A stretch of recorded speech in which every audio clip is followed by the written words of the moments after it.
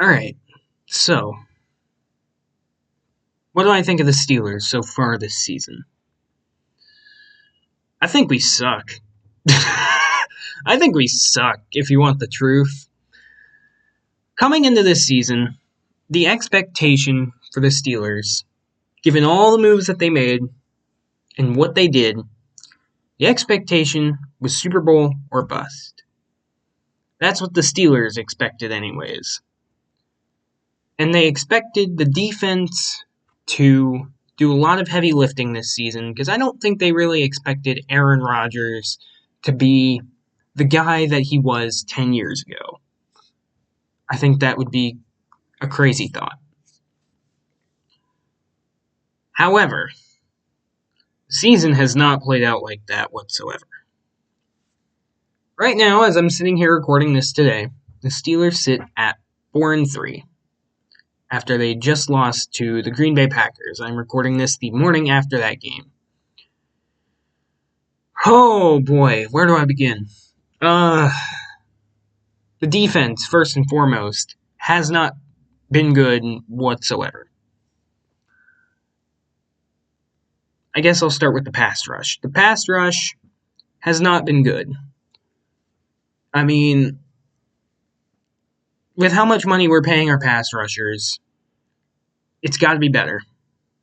It has to be better, especially than it's been the past two games. Now, with that being said, I think a lot of it does have to do with coaching. And whether you want to blame Mike Tomlin or Teryl Austin or whoever you want to blame, I think it's warranted.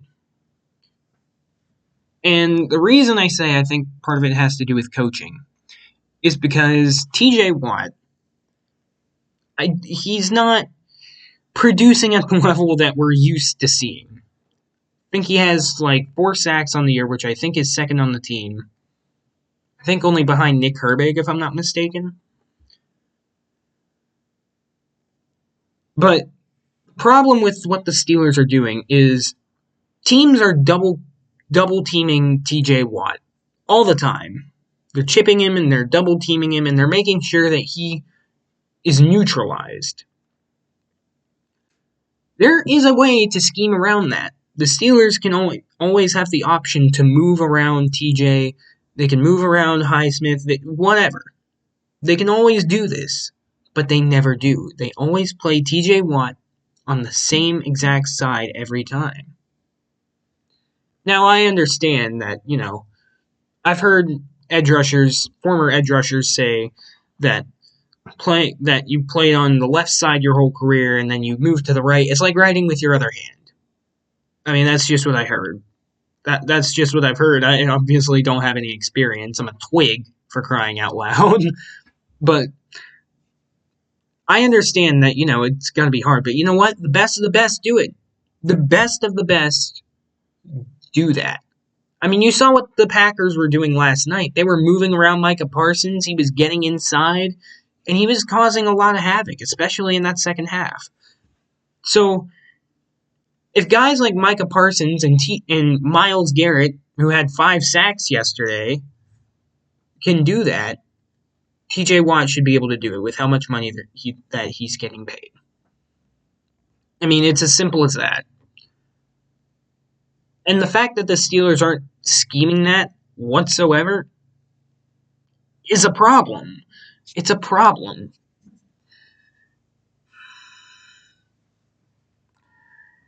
As for the linebackers, I think they've been horrible this year. I think they've been terrible. Patrick Queen has not been good. He had one game, you can maybe argue two. He had a really good game against the Vikings, and he had an okay enough game against the Browns.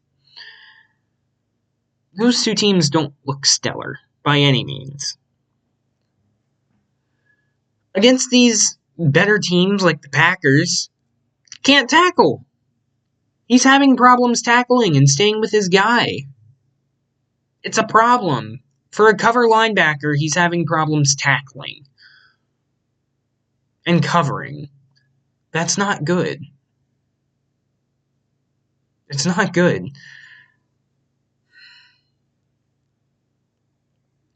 Holcomb, I mean, he's a backup. He's coming off an injury. I can at least cut him a little bit of slack. But yeah, the linebackers, just as a whole, have been terrible. The secondary, specifically the cornerbacks, I think at times Jalen Ramsey has been the best player on the team. Best player on the defense, rather.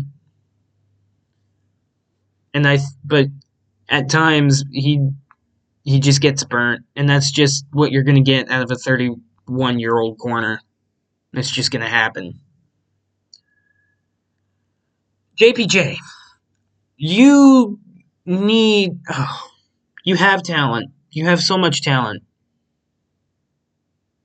I know you can cover these guys, but you got to be able to do it without holding them and getting pass interference penalties, because you do it all the time.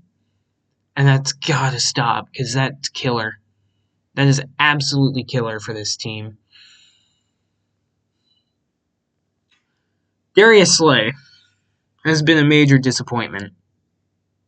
I mean, every week he gets burnt.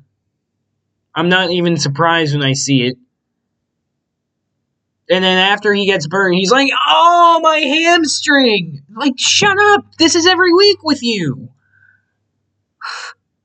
I mean, man.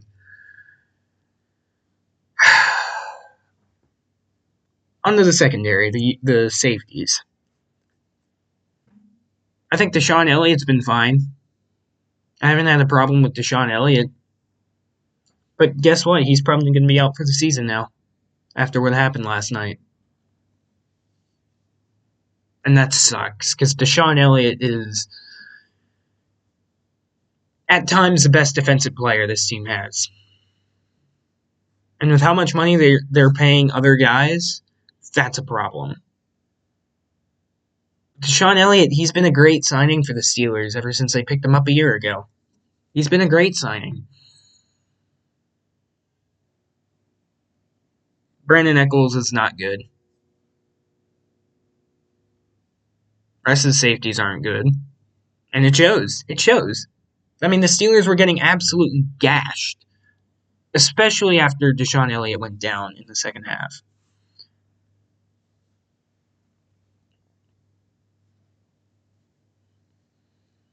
I know that, it's been made fun of a lot in recent years, and I get it. But the standard is the standard. What exactly does this mean? Well, if you ask Mike Tomlin what it means, he'll tell you that no matter who you are, where you play, no matter how low you are on the depth chart, standard is a standard. Meaning, you got to play at the same level as the starters. You got to play at that same high level regardless of who it is. The Steelers are not living up to that mantra right now. They're not.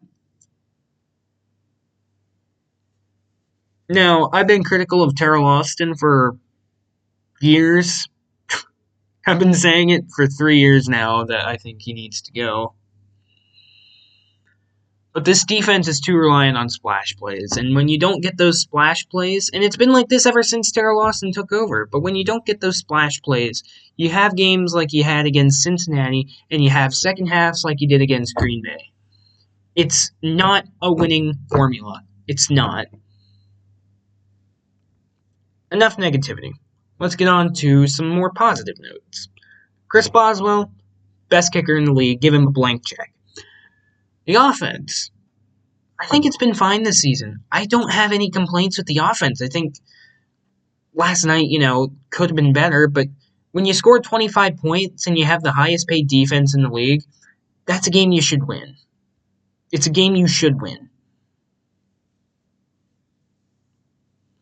Aaron Rodgers, he's been okay. I haven't had any complaints with him.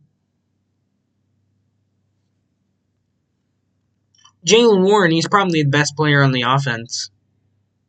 I mean, what I don't understand is why in last night's game, Jaylen Warren, I think he had like 10 carries for 50 yards. He was eating the Packers alive.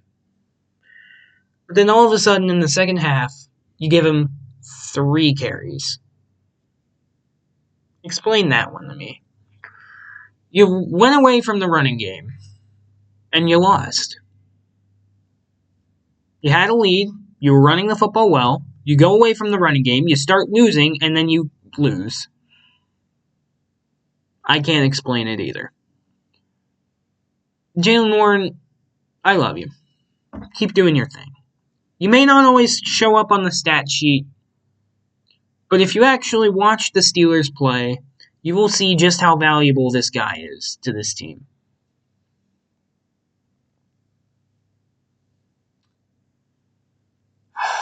DK Metcalf.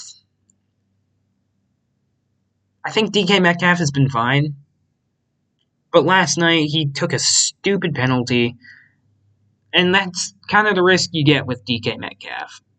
He is a more mature version of George Pickens. He's not going to get as many penalties. He's not going to have his temper tantrums nearly as frequently, but he will take stupid penalty from time to time. And last night was a perfect example of that.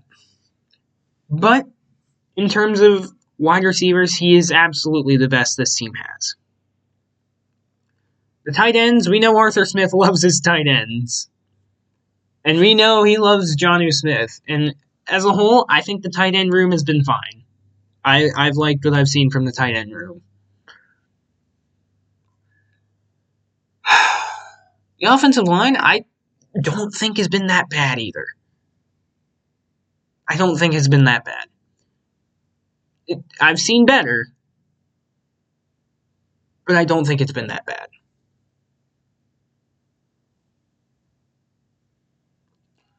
The problem is the defense. I mean, it's as simple as that. And hey, guess what, Steelers? You get to go up against Jonathan Taylor next week. Isn't that great?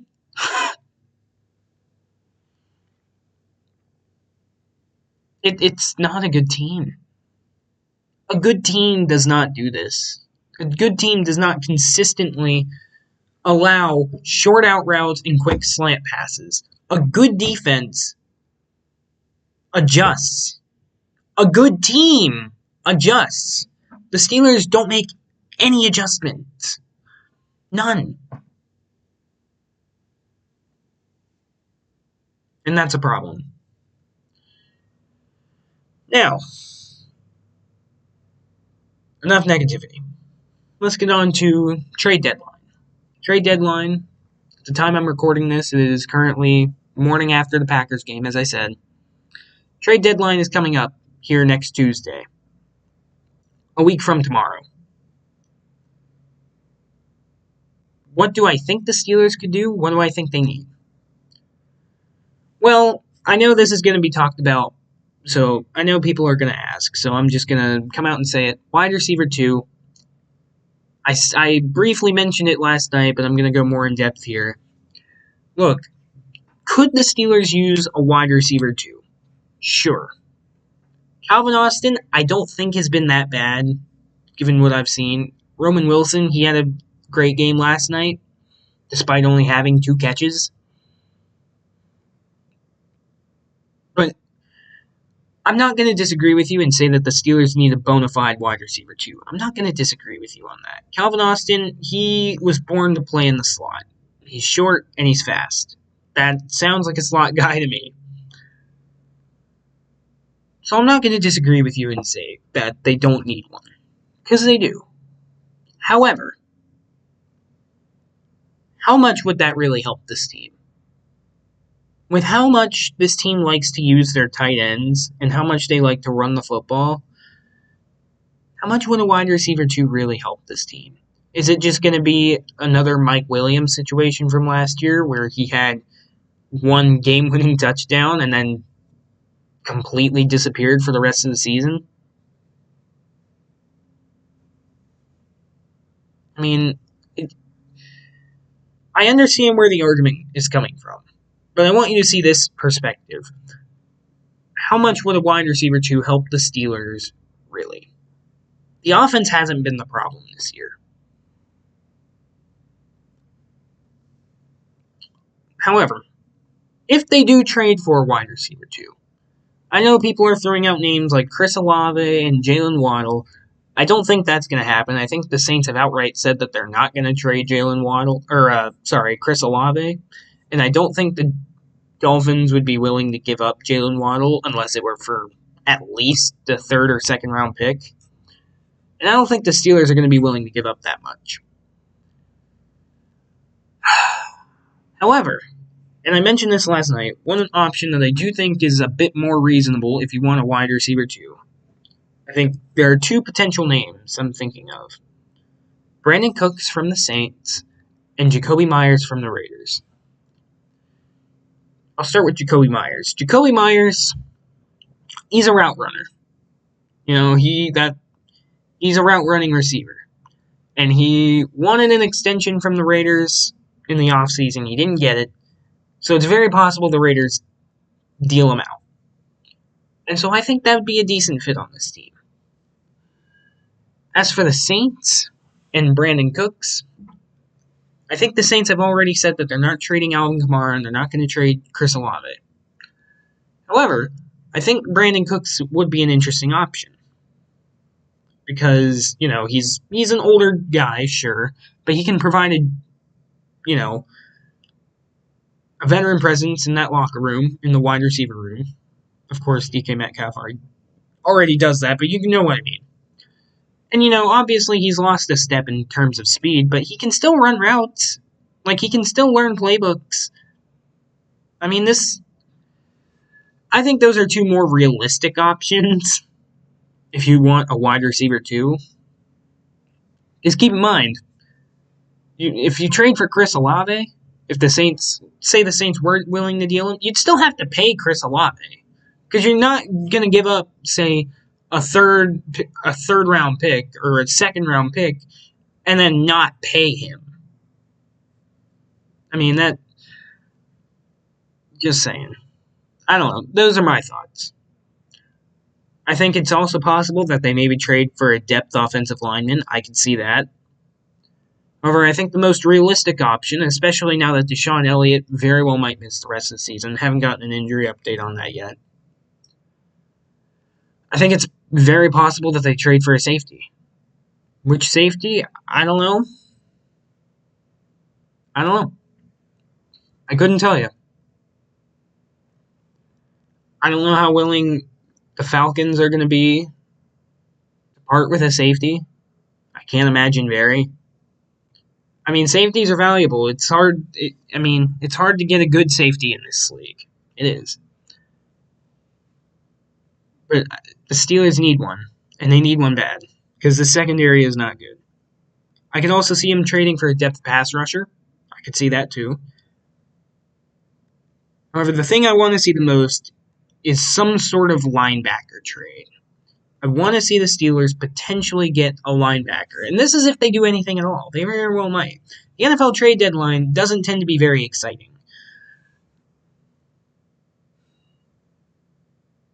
I don't know. Those are my thoughts. You'll probably be seeing this on Thursday or Friday. I'm very tired. It's a long week ahead of me, but I wanted to get a few videos out because I do genuinely enjoy doing this. I just haven't had a ton of time, and there isn't really a lot for me to talk about lately. So, those are my thoughts. Don't die.